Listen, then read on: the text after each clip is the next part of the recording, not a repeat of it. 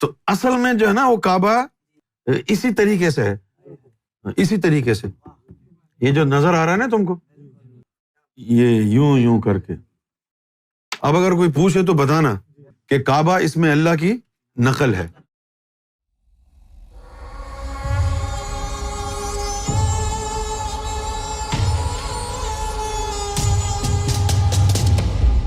کام کے سلسلے میں زمبابوے میں مقیم ہوں.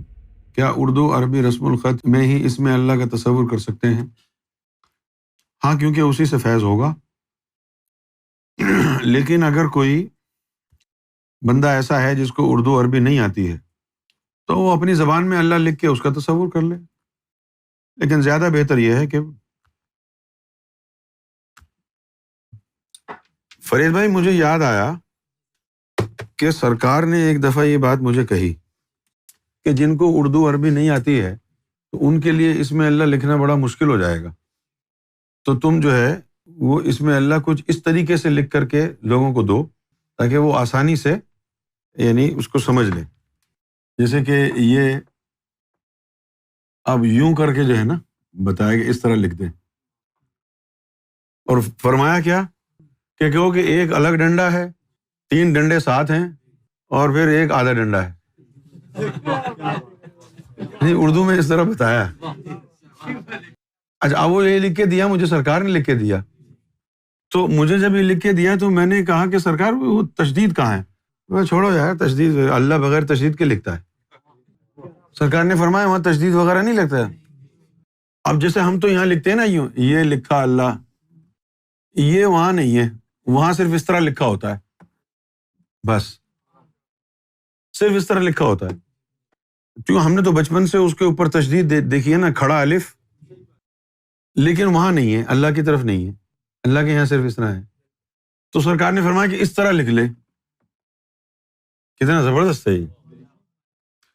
اس کو یا تو آپ اس طرح لکھ لیں جس طرح میں نے بھی بتایا ہے، یا اس کو یوں بھی لکھ لیں. آپ یوں بھی لکھ سکتے ہیں. ایک بات اور سنو، یعنی قریب آؤ گے تو بتاؤں گا. یہ جو کعبہ ہے یہ اسم ذات کی نقل پہ بنایا گیا. جو بیت المعمور ہے نا، اس کے اندر جو بیچ میں چوکور جو چیز ہے وہ اسم ذات ہے. اس لیے 4 کونے اس کے ہیں، کیونکہ اس میں 4 ڈنڈے ہیں، 1 2 3 4. کیونکہ ہم نے جب جا کے دیکھا نا قریب سے، واقعہ کیا ہوا کہ جب ہم گئے پہلی دفعہ بیت المعمور، اب تم کو یقین تو آئے گا نہیں نہ آئے. جب ہم پہلی دفعہ بیت المعمور گئے، بیت المعمور کے قریب گئے اور بیت المعمور جو ہے سکڑ کر اندر آ گیا. سکڑ کے اندر، اب جب سکڑ کے وہ اندر آیا اور پھر باہر آ گیا، جب باہر آیا تو دھلا ہوا صاف ستھرا تھا. جب باہر آیا دھلا ہوا اور صاف ستھرا تھا. اور پھر آواز آئی کہ ان نبیوں نے پوج کر ان کو اس پر گرد لگا دی تھی، گوہر شاہی کے کرم نے اس کو دوبارہ دھو دیا.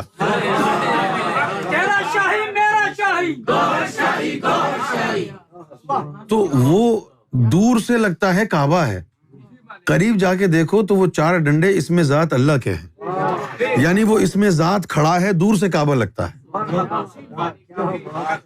سمجھ میں آ گئی یہ بات؟ اس لیے حضور پاک نے فرمایا تھا کہ اے کعبہ تیری عظمت بجا ہے، لیکن مومن کا قلب تجھ سے افضل ہے، کہ تیرے تو 4 کونے اسم ذات کے 4 ڈنڈے ہی ہیں نا، اس کے اندر اسم ذات موجود ہے.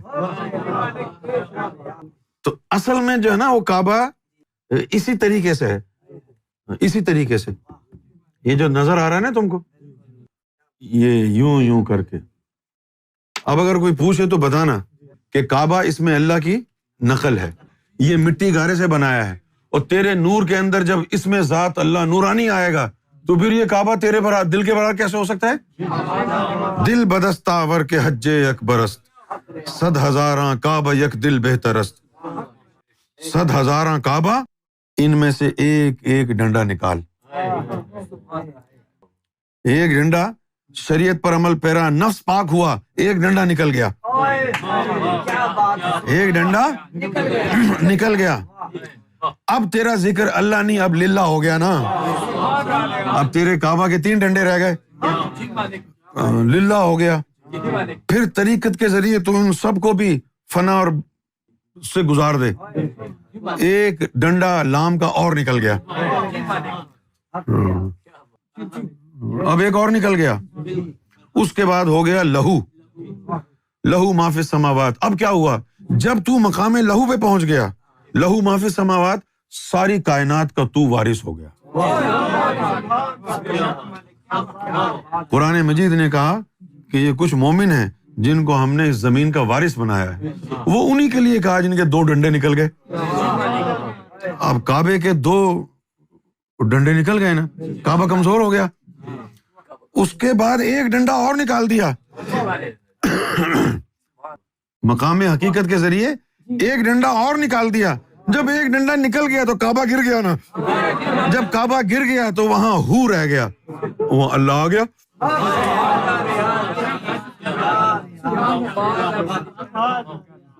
سمجھ میں آیا بات؟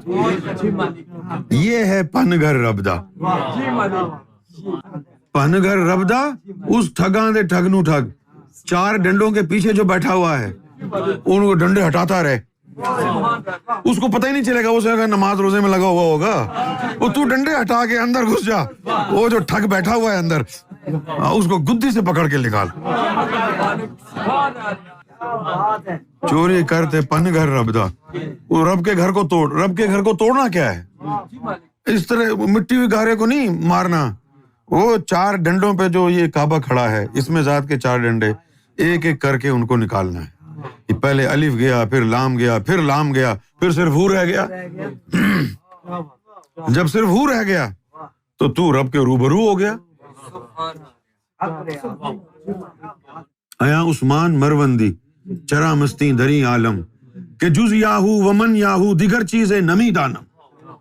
اس کو مستی تو یاہو کے ذکر میں ہے, یاہو, صرف ہو رہ گیا. اس کو کہتے ہیں کعبے کا ڈھانا. ہر آدمی نے کعبے کو ڈھانا ہے اپنے اندر. پھر جب آخری دیوار کعبے گرے گی تو رب برآمد ہوگا. جب یہ 4 ڈنڈے اندر سے تو نے ہٹا دیے تو اس کے بعد کیا ہوگا؟ اب ادھر رب آ گیا. اب جب ادھر رب آ گیا, اب وہ جو بیت المعمور ہے اب وہ تیرا طواف کرے گا. اب وہ جو بیت المعمور ہے وہ تیرا طواف کرے گا. پھر اس کے بعد کیا ہوا؟ اس کے بعد تو چلا گیا اوپر. تو تھا سلطان الفقراء, تو ادھر چلا گیا. ادھر گیا تو عرش مجید جو ہے وہ تیرا طواف کرنا شروع کر دے گا, کیونکہ عرش مجید میں وہ تعاب اور تجلیاں نہیں جو طفل نوری میں ہوتی ہیں. پھر تو جو عرش معلیٰ پہ گیا, عرش معلیٰ پہ گیا, طفل نوری کو کہا تو باہر ہی رہ. ادھر پھر جن کے اندر جثہ توفیق الہی تھا, عرش معلیٰ ان کا طواف کرنا شروع ہو گیا. عرش معلیٰ. پھر ایک ہستی جس نے ابھی آنا ہے, ان کے لیے کیا پروٹوکول اس نے بنایا کہ سارے 1,24,000 کو بلاتا ہے, اپنے حبیب کو بلاتا ہے, کلندروں کو بلاتا ہے, سلطانوں کو بلاتا ہے, اپنے پاس بٹھاتا ہے, اور پھر کہتا ہے کہ اب وہ ذات آئے گی, ہم سب مل کے اس کا طواف کریں گے.